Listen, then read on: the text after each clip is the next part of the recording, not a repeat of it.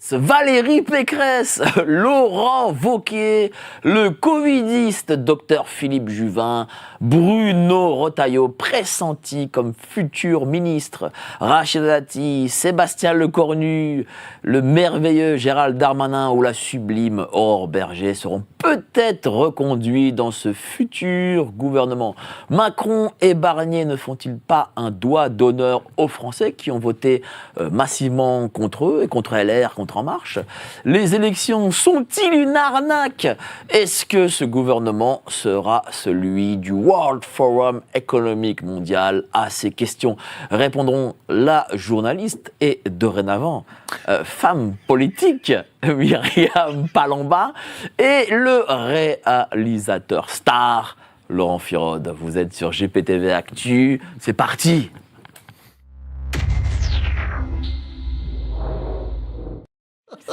Il ne faut pas avoir peur. Bonsoir à tous, vous êtes sur GPTV Actu, la petite chaîne qui monte et qui parle de l'actualité comme Apolline de Malherbe n'en parlera pas. On va parler de ce futur gouvernement pressenti, de tous ces nouveaux visages qui arrivent, tous ces gens pour qui on n'a pas voté mais dont on sera heureux qu'ils soient au gouvernement. Mais avant ça, n'oubliez pas la lettre de géopolitique profonde. Et je fais une dédicace à Myriam Palamba parce qu'il y a un article pour elle de Pierre Hilard, si vous voulez le lire, il est là en dessous, vous cliquez sur le lien. D'ailleurs, Pierre Hilard sera là dans 15 jours, il va parler de son article, on va pouvoir le décortiquer de A à Z, donc abonnez-vous, et puis dans 15 jours, vous verrez l'émission.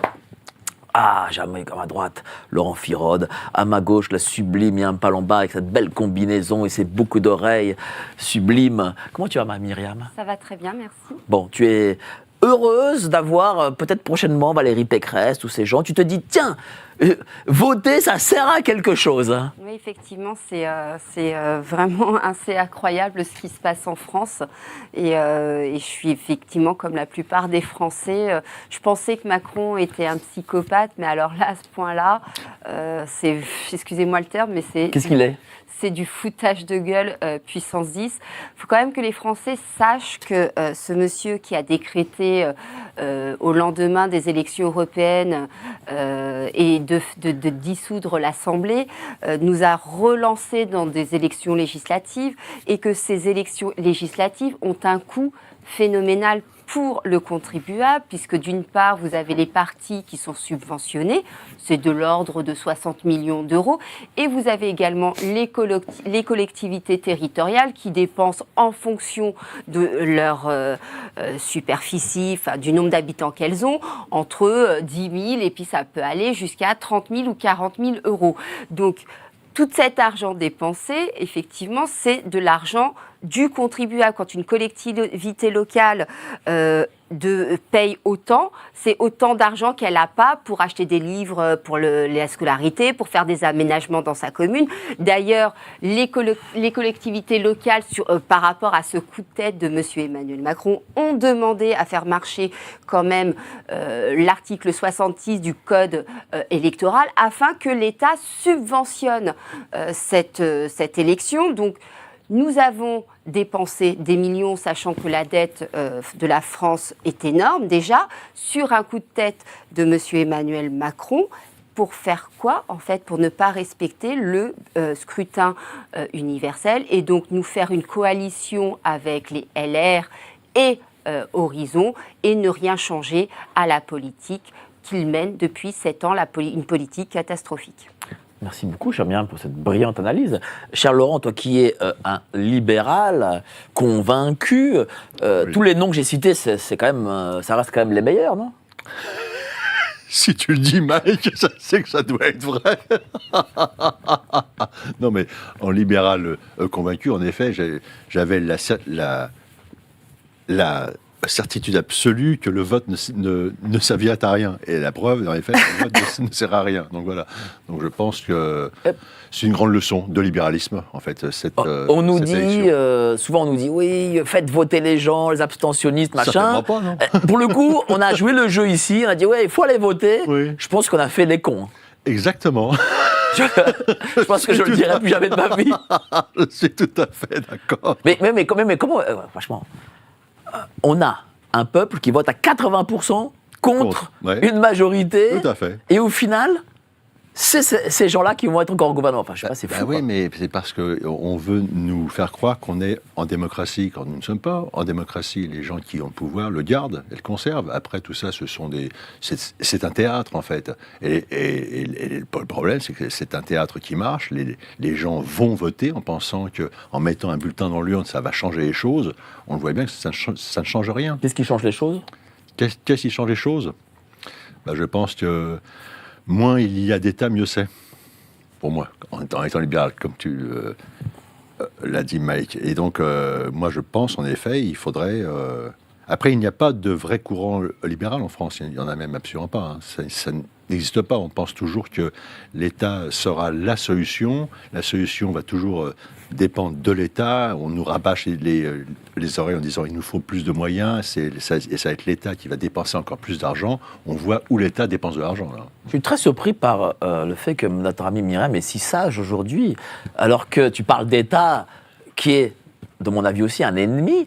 Pourtant, elle vient du courant souverainiste. Ils adorent l'État, le courant souverainiste. Et pourtant, elle ne dit rien. Qu'est-ce qui se passe, chère Myriam ? Je laissais Laurent s'exprimer. Ah bon ? C'est la première fois que je c'est la première fois que tu as cette attitude. Donc, l'État, c'est pas la solution, l'État, comme le dit... L'État tel qu'il est aujourd'hui, clairement non. Il faut vraiment avoir une rupture claire et franche. De toute façon, aujourd'hui, l'État français est sous la coupe européenne. Donc, de toute façon, on n'est même plus dans un État, on a juste des politiciens qui se servent et qui se battent à chaque élection législative pour garder leur poste de député. On a quand même une Assemblée nationale qui est constituée de gens avec un niveau... des notions économiques, politiques assez limitées. Donc nous avons un Emmanuel Macron qui peut faire ce qu'il veut, puisque de toute façon, les gens qui sont là, le nouveau Front populaire n'était qu'une tactique électorale pour qu'ils récupèrent leur siège. On savait très bien qu'il allait avoir, évidemment, quelques jours après, une rupture entre la France insoumise et le Parti socialiste, ce qui s'est passé de toute façon, ce qui sert d'ailleurs à chaque fois Emmanuel Macron, puisqu'il brandit le Front républicain contre le Rassemblement national. Et que se passe-t-il aujourd'hui ? On voit bien que le gouvernement qui se dessine est un gouvernement qui permettra d'avoir l'assentiment du Rassemblement national. C'est Mediapart. Alors je sais qu'on n'aime pas beaucoup Mediapart, mais j'ai également ces infos. Il y a eu un pacte secret entre le Rassemblement national et Emmanuel. Un pacte secret. Un pacte secret. Et pourquoi... C'est confirmé ça ou c'est info Mediapart ? Mais non, c'est bien sûr que c'est confirmé. Et d'ailleurs, tout ce qui se passe, les noms dont on a parlé tout à l'heure, le prouvent également. D'avoir mis M. Barnier, qui est un profond défenseur contre immigration, etc. Voilà, c'était un signe pour eux de fiabilité. Ça va leur donner l'excuse, puisque lui veut remettre, par exemple, un ministère de l'immigration, alors qu'on sait très bien que l'immigration, pour avoir n'importe quel ministère, tant qu'on reste dans l'Union européenne, on aura les quotas imposés par l'Union européenne. Et puis, quand on a quelqu'un comme M. Retailleau, qui est sénateur, le chef des sénateurs LR au Sénat, qui lui aussi est très branché sur ce genre de problématiques, on voit bien que ce gouvernement est fait pour faire plaisir au RN et quelque part avoir son mais s'ils veulent faire plaisir au RN, autant amener les gars du RN au gouvernement. Et qu'il n'y aura pas de motion de censure de la part du RN ou de destitution comme le nouveau Front populaire, ou en tout cas LFI l'a voulu.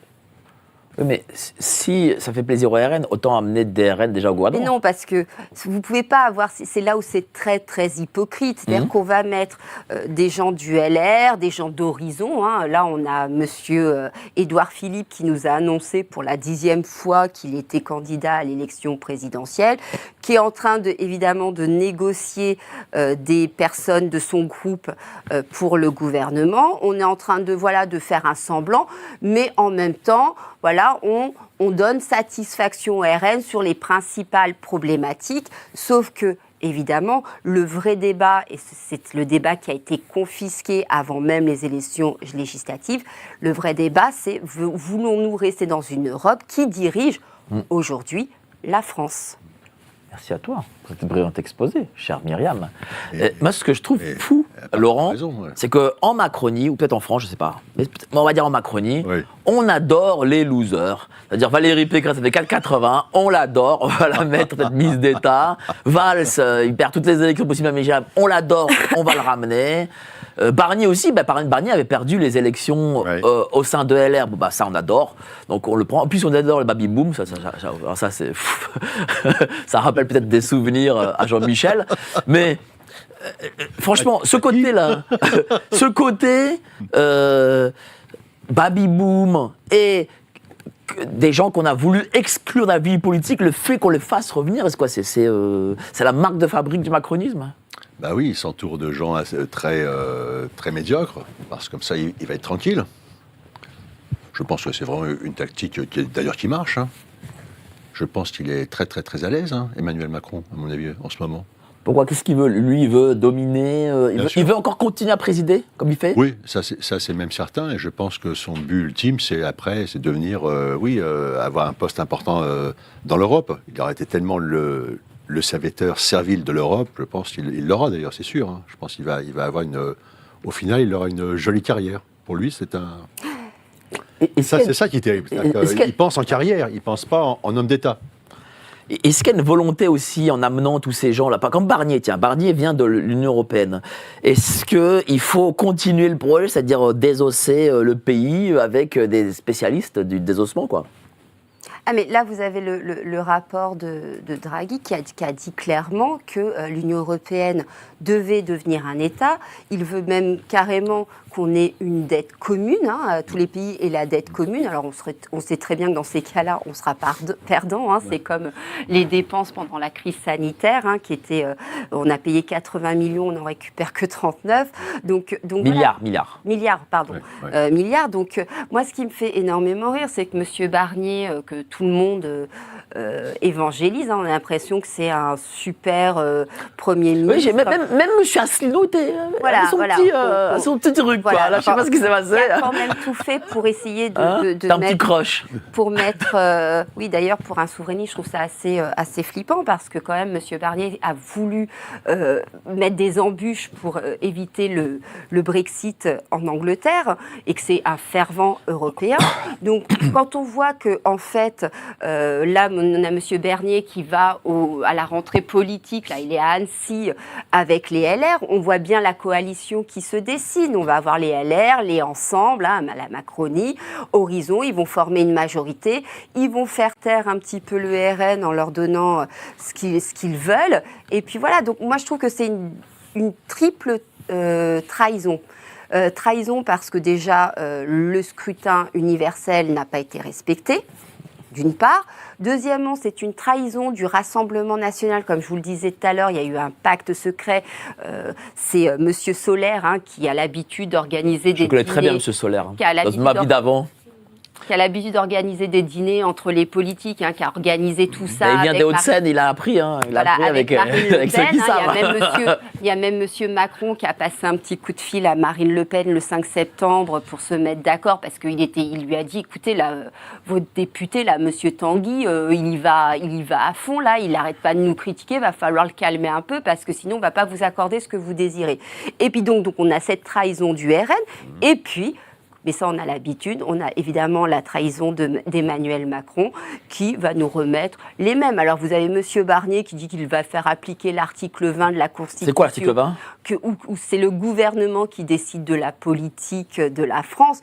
On sait très bien que c'est M. Macron qui sera derrière, et puis surtout que ce sera Mme von der Leyen. Oui, mais là, regarde, la façon dont Myriam en parle, on a l'impression que, en fait, Macron, là, pour le coup, il a flingué tout le monde. C'est j'ai pas envie d'utiliser le mot parce que je sens que je vais me prendre une volée de bois vert, mais c'est un génie de la politique, c'est pas possible. Non, mais c'est vrai, quoi. Le mec, il fait un score minable, et c'est toujours lui, quoi. Oui, je sais pas, ça me paraît fou. C'est un carriériste très fort, quoi. Voilà. Mais comme je le disais, il ne fait pas de la politique pour la France, il fait de la politique pour ses intérêts perso. Et voilà, quoi. Donc, et ça marche très bien. Là-dessus, on ne peut que lui tirer un grand coup de chapeau, en effet. Hein. Il est très fort. Alerte Info. Géopolitique profonde prend sa place dans le paysage médiatique français. Bonsoir à tous, vous êtes sur Géopolitique Profonde, la chaîne qui est là pour remplacer les médias subventionnés.